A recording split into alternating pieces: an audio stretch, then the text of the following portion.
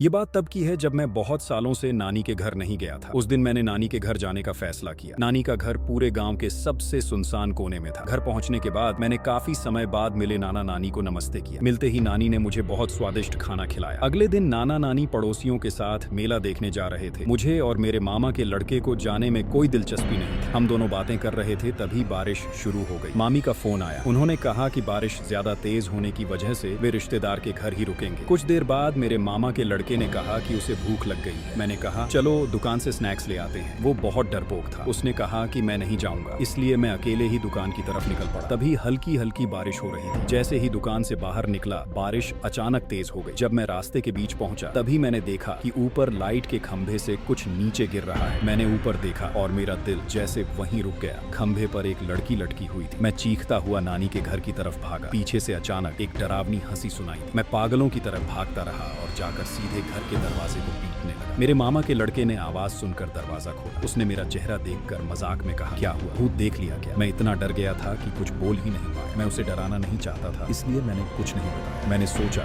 नाना नानी और मामी को फोन करके बुला लूं, लेकिन लगा कि वो यकीन नहीं करेंगे, इसलिए मैं सोने चला गया। मेरे कमरे की खिड़की के बाहर जंगल था। हवा में हिलती हुई पत्तियां खिड़की से टकराकर आवाज कर रही थी। कुछ देर बाद खिड़की पर दस्तक होने लगी। आखिर में मैंने हिम्मत करके खिड़की की तरफ देखा। मैंने देखा कि वही लड़की मुझे खिड़की से झांक रही है। मैं डर के मारे चीख तक नहीं पाया। फौरन कंबल सिर पर खींच लिया। वो लगातार खिड़की पीट रही थी। फिर अचानक उसकी आवाज बहुत तेज और भयानक हो गई और अगले ही पल वो पागलों की तरह हंसने लगी। मैं पूरी रात कंबल में दुबका रहा। अगली सुबह फोन की घंटी से मेरी आंख खुली। मैं इतना डरा हुआ था कि फोन की आवाज से दिखा। मैं वहाँ कुछ दिन और रुकने वाला था, लेकिन मैं किसी भी हाल में रुकने को तैयार नहीं था। मैं जिद करके घर वापस चला गया। आज तक मैं ये नहीं जान पाया कि उस रात उस सुनसान रास्ते पर आखिर वो चीज क्या थी।